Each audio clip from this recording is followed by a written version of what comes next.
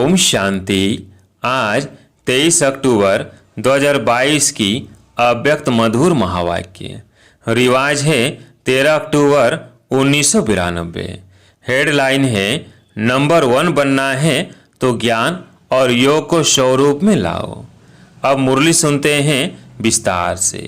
आज बाप दादा ने कहा, आज सत शिक्षक अपनी श्रेष्ठ शिक्षा धारण करने वाले गॉडली स्टूडेंट को देख रहे हैं कि हर एक ईश्वरीय विद्यार्थी ने इस ईश्वरीय शिक्षा को कहाँ तक धारण किया है। पढ़ाने वाला एक है, पढ़ाई भी एक है, लेकिन पढ़ने वाले पढ़ाई में नंबर वार है। हर रोज का पाठ मुरली द्वारा हर स्थान पर एक ही सुनते हैं, अर्थात एक ही पाठ पढ़ते हैं। मुरली अर्थात पाठ हर स्थान पर एक ही होता है। डेट का फर्क हो सकता है, लेकिन मुरली वही होती है। फिर भी नंबरवार क्यों? नंबर किस लिए होते हैं? क्योंकि इस ईश्वरीय पढ़ाई पढ़ने की विधि सिर्फ सुनना नहीं है, लेकिन हर महावाक्य के स्वरूप में लाना है। तो सुनना सबका एक जैसा है, लेकिन स्वरूप बनने में नंबरवार हो जाते हैं। लक्ष्य सभी का एक ही रहता है कि मैं नंबर 1 बनूं। ऐसा लक्ष्य है ना? लक्ष्य नंबर 1 का है, लेकिन रिजल्ट में नंबर वार हो जाते हैं, क्योंकि लक्ष्य को लक्षण में लाना, इसमें लक्ष्य और लक्षण में फर्क पड़ जाता है। इस पढ़ाई में सब्जेक्ट भी ज़्यादा नहीं है। 4 सब्जेक्ट को धारण करना इसमें मुश्किल क्या है? और चारों ही सब्जेक्ट का एक दो के साथ संबंध है। अगर एक सब्जेक्ट ज्ञान संपूर्ण विधि पूर्वक धारण कर लो, अर्थात ज्ञान के एक एक शब्द को स्वरूप में लाओ, तो ज्ञान है ही 2 शब्दों का, जिसको रचयिता और रचना व अलप और वे कहते हो। रचयिता बाप की समझ आ गई, अर्थात परमात्म परिचय संबंध स्पष्ट हो गया। और रचना अर्थात पहली रचना, मैं श्रेष्ठ आत्मा हूँ। और दूसरा, मुझ आत्मा का इस बेहद की रचना, अर्थात बेहद के ड्रामा में सारे कल्प में क्या क्या पार्ट है, ये सारा ज्ञान तो सभी को है ना। लेकिन श्रेष्ठ आत्मा स्वरूप बन हर समय श्रेष्ठ पाठ बजाना, इसमें कभी याद रहता है, कभी भूल जाते हैं। अगर इन 2 शब्दों का ज्ञान है, योग भी इन 2 शब्दों के आधार पर है ना। ज्ञान से योग का स्वतः ही संबंध है। जो ज्ञानी तो आत्मा है, वो योगी तो आत्मा अवश्य ही है। तो ज्ञान और योग का संबंध हुआ ना। और जो ज्ञानी और योगी होगा, उसकी धारणा श्रेष्ठ होगी या कमजोर होगी? श्रेष्ठ स्वतः होगी ना। श्रेष्ठ स्वतः होगी ना, सहज होगी ना, कि धारणा में मुश्किल होगी? जो ज्ञानी तो आत्मा, योगी तो आत्मा है, वो धारणा में कमजोर हो सकता है, नहीं होते तो है। तो ज्ञान योग नहीं है, ज्ञानी है, लेकिन ज्ञानी तो आत्मा वो स्थिति नहीं है। योग लगाने वाले हैं, लेकिन योगी जीवन वाले नहीं हैं। जीवन सदा होती है और जीवन नेचुरल होती है। योगी जीवन अर्थात ओरिजिनल नेचर योगी की है। 63 जन्मों के विस्मृति के संस्कार व कमजोरी के संस्कार ब्राह्मण जीवन में कहाँ कहाँ मूल नेचर बन पुरुषार्थ में विघ्न डालते हैं। कितना भी स्वयं वह दूसरा अटेंशन खिंचवाता है कि यह परिवर्तन करो, वह स्वयं भी समझते हैं कि यह परिवर्तन होना चाहिए, लेकिन जानते ये भी, चाहते ये भी क्या कहते हो? चाहते तो नहीं है, लेकिन मेरी नेचर है, यह मेरा स्वभाव है। यह तो नेचर नेचुरल हो गई है ना। किसके बोल में व व्यवहार में ज्ञान संपन्न व्यवहार व योगी जीवन प्रमाण व्यवहार बोल नहीं होते हैं, तो क्या कहते हैं? यही बोल बोलेंगे कि मेरा नेचुरल बोल ही ऐसा है, बोलने का टोन ही ऐसा है।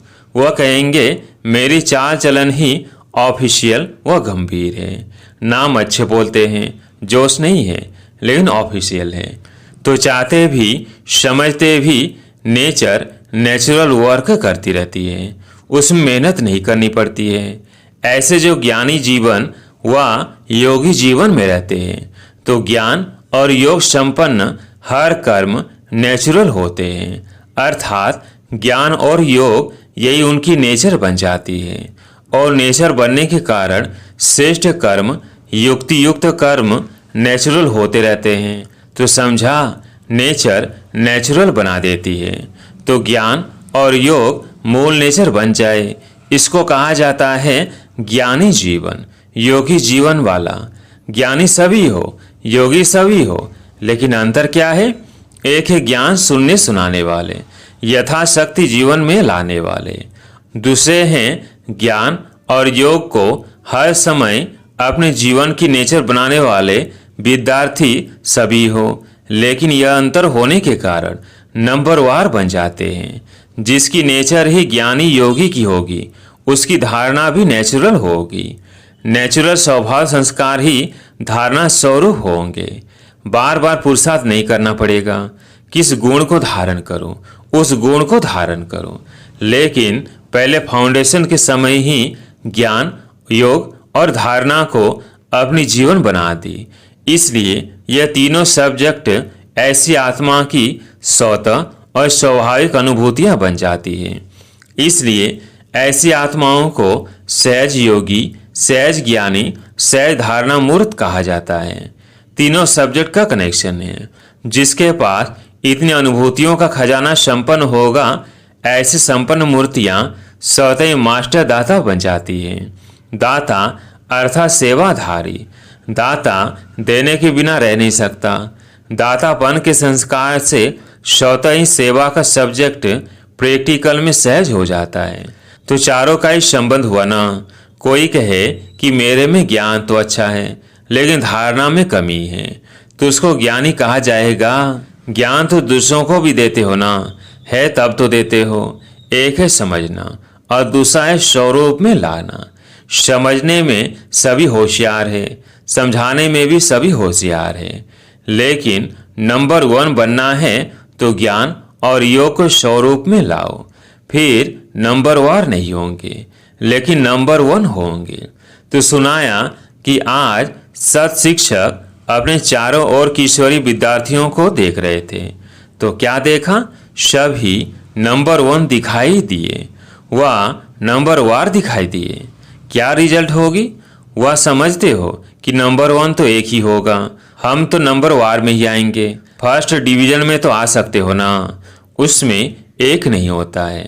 तो चेक करो, अगर बार बार किसी बात में स्थिति नीचे ऊपर होती है, अर्थात बार बार पुरुषार्थ में मेहनत करनी पड़ती है, इससे सिद्ध है कि ज्ञान की मूल सब्जेक्ट के 2 शब्द रचता और रचना की पढ़ाई को स्वरूप में नहीं लाया है। जीवन में मूल संस्कार के रूप में, वह मूल नेचर के रूप में, वह सहज स्वभाव के रूप में नहीं लाया है। ब्राह्मण जीवन का नेचुरल स्वभाव संस्कार ही योगी जीवन, ज्ञानी जीवन है। जीवन अर्थात निरंतर, सदा। 8 घंटा जीवन है, फिर 4 घंटा नहीं, ऐसा नहीं होता। आज 10 घंटे के योगी बने, आज 12 घंटे के योगी बने, आज 2 घंटे के योगी बने। वो योग लगाने वाले योगी हैं, योगी जीवन वाले योगी नहीं। विशेष संगठित रूप में इसलिए बैठते हो कि सर्व के योग की शक्ति से वायुमंडल द्वारा कमजोर पुरुषार्थियों को और विश्व की सर्व आत्माओं को योग शक्ति द्वारा परिवर्तन करे, इसलिए वह भी आवश्यक है। लेकिन इसलिए योग में नहीं बैठते हो कि अपना ही टूटा हुआ योग लगाते रहो। संगठित शक्ति यह भी सेवा के निमित्त है, लेकिन योग भट्टी इसलिए नहीं रखते हो कि मेरा कनेक्शन फिर से जुड़ जाए।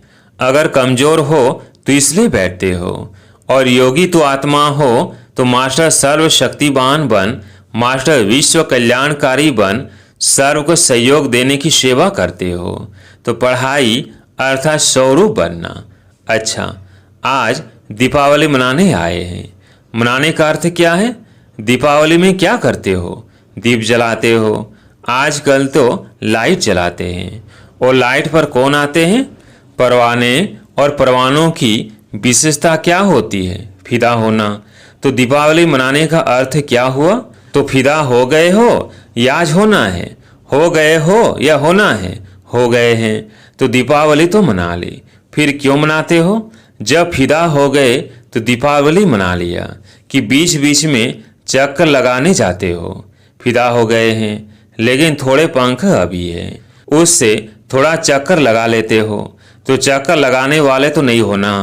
चक्कर लगाना अर्थात किसी न किसी माया के रूप से टक्कर खाना। माया से टक्कर खाते हो या माया को हार खिलाते हो, वह कभी विजय प्राप्त करते हो, कभी टक्कर खाते हो। दीपमाला ये अपना ही यादगार मनाते हो। आपका यादगार है ना कि मुख्य आत्माओं का यादगार है। आप देखने वाले हो, आप सबका यादगार है। इसलिए आजकल बहुत अंदाज में दीपक के बजाय छोटे छोटे बल्ब जगा देते हैं। दीपक जलाएंगे तो संख्या फिर भी उससे कम हो जाएगी, लेकिन आपकी संख्या तो बहुत है ना, तो सभी की याद में अनेक छोटे छोटे बल्ब जगमगा देते हैं, तो अपना यादगार मना रहे हैं। जब दीपक देखते हो तो समझते हो यह हमारा यादगार है, स्मृति आती है। यही संगम युग की विशेषता है। जो चैतन्य दीपक अपना जड़ यादगार दीपक देखते हो, चैतन्य में स्वयं हो और जड़ यादगार देख रहे हो। ऐसे तो जिस दिन दीपावली मनाओ उस दिन ही वास्तविक तिथि है। यह तो दुनिया वालों ने तिथि फिक्स की है, लेकिन आपकी तिथि अपनी है। इसलिए जिस दिन आप ब्राह्मण मनाओ वही सच्ची तिथि है। इसलिए कोई भी तिथि फिक्स करते हैं तो किससे पूछते हैं? ब्राह्मणों से ही निकालते हैं। तो आज बाप दादा सभी देश विदेश के सदा जगे हुए दीपकों को दीपमाला की मुबारक दे रहे हैं, बधाई दे रहे हैं। दीपावली मुबारक अर्थात माला माल संपन्न बनने की मुबारक। ऐसे सदा जागती ज्योत, सदा स्वयं प्रकाश स्वरूप बन अनेकों का अंधकार मिटाने वाले सच्चे दीपक, सदा चारों ही सब्जेक्ट को साथ साथ जीवन में लाने वाले, सर्व सब्जेक्ट में नंबर 1 के लक्ष्य को लक्षण में लाने वाले, ऐसे ज्ञानी तो आत्माएं, योगी तो आत्माएं, दिव्य गुण स्वरूप आत्माएं, निरंतर सेवाधारी श्रेष्ठ विश्व कल्याणकारी आत्माओं को बाप दादा का याद प्यार और नमस्ते। अब सुनते हैं अव्यक्त बाप दादा की पर्सनल मुलाकात। बाबा ने कहा, खुश नसीब वह जिसके चेहरे और चलन से सदा खुशी की झलक दिखाई दे। सभी अपने को सदा खुश नसीब आत्माएं समझते हो। खुश नसीब आत्माओं की निशानी क्या होगी? उनके चेहरे और चलन से सदा खुशी की झलक दिखाई देगी। चाहे कोई भी स्थूल कार्य कर रहे हो, साधारण काम कर रहे हो, लेकिन हर कर्म करते खुशी की झलक दिखाई पड़े। इसको कहते हैं निरंतर खुशी में मन नाचता रहे। ऐसे सदा रहते हो या कभी बहुत खुश रहते हो, कभी कम। खुशी का खजाना अपना खजाना हो गया तो अपना खजाना सदा साथ रहेगा ना, या कभी कभी रहेगा? बाप के खजाने को अपना खजाना बनाया है या भूल जाता है अपना खजाना? अपनी स्थूल चीज तो याद रहती है ना। वह खजाना आंखों से दिखाई देता है, लेकिन यह खजाना आंखों से नहीं दिखाई देता, दिल से अनुभव करते हो। तो अनुभव वाली बात कभी भूलती है क्या? तो सदा ये स्मृति में रखो कि हम खुशी के खजाने के मालिक हैं। जितना खजाना याद रहेगा उतना नशा रहेगा। तो ये रूहानी नशा औरों को भी अनुभव कराएगा कि इनके पास कुछ है। माताओं को सारा समय क्या याद रहता है? सिर्फ बाप याद रहता है, या और भी कुछ याद रहता है? पैसे की तो खुशी दिखाई देगी ना। जब ब्राह्मण जीवन के लिए संसार ही एक बाप है तो संसार के सिवाय और क्या याद आएगा? सदा दिल में अपने श्रेष्ठ भाग्य के गीत गाते रहो। ऐसा श्रेष्ठ भाग्य सारे कल्प में प्राप्त होगा, जो सारे कल्प में अभी प्राप्त होता है। तभी की खुशी, अभी का नशा सबसे श्रेष्ठ है। तो माताओं को और कोई संबंधी याद आते हैं? कोई संबंध में नीचे ऊपर हो तो मोह जाता है। मोह सारा खत्म हो गया। जो कहते हैं कुछ भी हो जाए मेरे को मोह नहीं आएगा, वो हाथ उठाए। अच्छा, मोह का पेपर भले आवे, पांडव तो नष्ट मोह है ना। व्यवहार में कुछ ऊपर नीचे हो जाए फिर नष्ट मोह है। अभी भी बीच बीच में माया पेपर तो लेती है ना। तो उसमें पास होते हो, या जब माया आती है तब थोड़ा ढीले हो जाते हो, तो सदा खुशी के गीत गाते रहो। समझा? कुछ भी चला जाए लेकिन खुशी नहीं जाए। चाहे किसी भी रूप में माया आए लेकिन खुशी ना जाए। ऐसे खुश रहने वाले ही सदा खुश नसीब हैं। अच्छा, अभी आंध्रा और कर्नाटक वालों को कौन सी कमाल करनी है? ऐसी कोई भी अलग वंचित नहीं रह जाए। हर एक को संदेश देना है। जहाँ भी रहते हो सर्व आत्माओं को संदेश मिलना चाहिए। जितना संदेश देंगे उतनी खुशी बढ़ती जाएगी। अच्छा, अब सुनते हैं प्यारे मीठे बाबा का वरदान।